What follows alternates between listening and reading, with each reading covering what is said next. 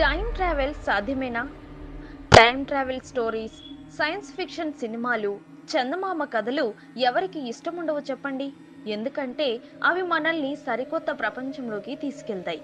అందుకే time travel జానర్లో అప్పుడెప్పుడో 1991లో వచ్చిన ఆదిత్య 369 నుంచి 2022లో వచ్చిన బింబిసారా వరకు ప్రేక్షకులను ఇట్టే కట్టిపడేస్తున్నాయి.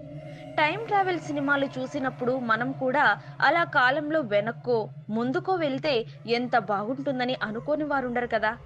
సినిమాలో లాగానే కాలంలో ప్రయాణించే టైం మిషన్ తయారు చేసేందుకు ప్రయత్నిస్తున్న శాస్త్రవేత్తలు ఉన్నారండోయ్. అయితే నిజానికి సినిమాల్లో చూపించినట్టు మనిషి టైం ట్రావెల్ చేయగలడా? ఇప్పటి వరకు అలా చేసిన వాళ్ళు ఎవరైనా ఉన్నారో చూసేద్దాం పదండి మరి. టైం ట్రావెల్ ఈ కాన్సెప్ట్ ఇప్పుడు పుట్టింది కాదు, మన పురాణాల్లోనూ ఉంది. వాటి ప్రకారం త్రేతాయుగంలో దేవలోకంపై రాక్షసులు దండెత్తగా దేవేంద్రుడు ఇతర లోకాల సహాయం కోరాడు. అప్పుడు భూలోకంలోని ముచికుందుడనే రాజు దేవలోకంలోకి టైం ట్రావెల్ చేసి అక్కడ కొన్నేళ్ల పాటు రాక్షసులతో పోరాడి దేవతలను గెలిపిస్తాడు. యుద్ధం ముగిశాక ముచుకుందుడు తాను తిరిగి భూలోకానికి వెళ్లి కుటుంబాన్ని కలవాలనుకుంటాడు.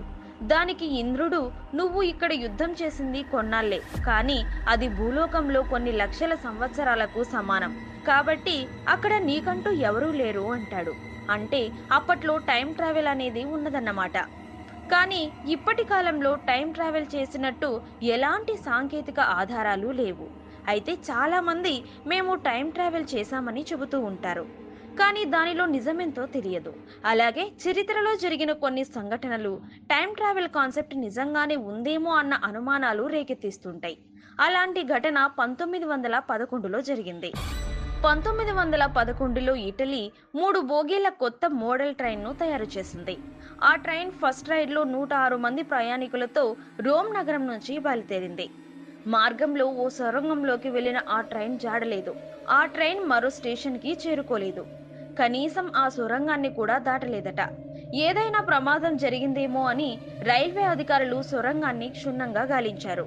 ఆ ట్రైన్లో నుంచి దూకేసిన 2 ప్రయాణికులు తప్ప ఇంకా ఏ ఆధారం దొరకలేదు. ఆ 2 ప్రయాణికులు చెప్పిన ప్రకారం ట్రైన్ సొరంగంలోకి ఎంటర్ అవ్వగానే పెద్ద పెద్ద శబ్దాలతో పాటు పొగలు కమ్ముకోవడంతో వారిద్దరూ ట్రైన్ నుంచి బయటకు దూకేశారు.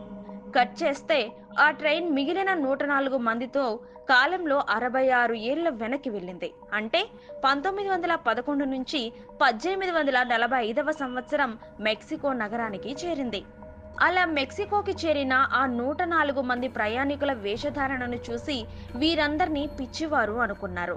మెక్సికో అధికారులు వారిని విచారించారు. వారంతా ఇటలీలోని రోమ్ నుంచి ట్రైన్లో వచ్చామని చెప్పడంతో మెక్సికో అధికారులకు ఏమీ అర్థం కాలేదు. ఎందుకంటే అప్పట్లో ఇటలీ నుంచి మెక్సికోకు సముద్ర మార్గం తప్ప మరో దారి లేదు. దీంతో ఆ 104 మందిని పిచ్చివారిలా భావించి మానసిక చికిత్సాలయంలో చేర్పించి ఇటలీ అధికారులని సంప్రదించారు. అయితే అది 1845వ సంవత్సరం కావడం వల్ల అప్పటికి 1911 ట్రైన్ మిస్సింగ్ ఘటన ఇటలీలో చోటు చేసుకోలేదు. దీంతో మెక్సికో అధికారులు 104 మందిని మరోసారి విచారించారు. అయితే ఓ వ్యక్తి వద్ద ఉన్న సిగార్ పెట్టెపై 1907వ సంవత్సరం అని ప్రింట్ అయి ఉండడంతో అందరూ షాక్ అయ్యారు.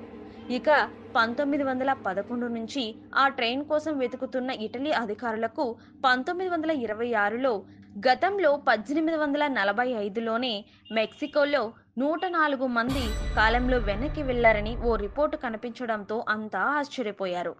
ఇదంతా ఎలా జరిగింది అనేది ఇప్పటికీ అంతుచిక్కని చిక్కుముడిగానే మిగిలిపోయింది.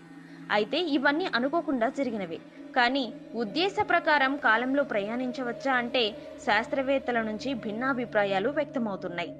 ఇప్పటి వరకు ఏ శాస్త్రవేత్త కూడా కాలంతో ప్రయాణించే ప్రక్రియను కనుగొనలేదు. కానీ చాలా మంది అభిప్రాయం ప్రకారం కాంతి కంటే వేగంగా మనం ప్రయాణిస్తే కాలం కుచించుకుపోతుంది. అప్పుడు మనం కాలాన్ని అధిగమించగలమని కొందరు శాస్త్రవేత్తల అంచనా. అందుకే నిత్యం అనేక ప్రయోగాలు చేస్తూనే ఉన్నారు. ఈ క్రమంలోనే రష్యా ఓ ప్రాజెక్టు చేపట్టింది. అదే టెలిపోర్టేషన్. దీనిలో మనుషుల్ని కాంతి రూపంలోకి మార్చుతారు. మనిషిలోని అణువులన్నింటినీ వేరు చేసి వాటిని విశ్వంలోని మరో అనుకూల ప్రాంతానికి చేరవేస్తారు. అక్కడ తిరిగి ఆ అణువులన్నీ కలిసి మానవ రూపం ఏర్పడుతుంది. నిజానికి ఇదో ప్రమాదకర ప్రాజెక్టు అని చెప్పవచ్చు. ఏది ఏమైనప్పటికీ టైం ట్రావెల్‌లో కాంతి వేగాన్ని అందుకోవడమే అసలు సమస్య. సో, టైం ట్రావెల్ అనేది ప్రస్తుతం ఓ పాజిటివ్ ఐడియా మాత్రమే. అది సాధ్యమా? కాదా? అన్నది కాలమే నిర్ణయిస్తుంది. టైం ట్రావెల్‌పై పరిశోధనలు, ప్రయోగాలు మాత్రం జరుగుతూనే ఉన్నాయి.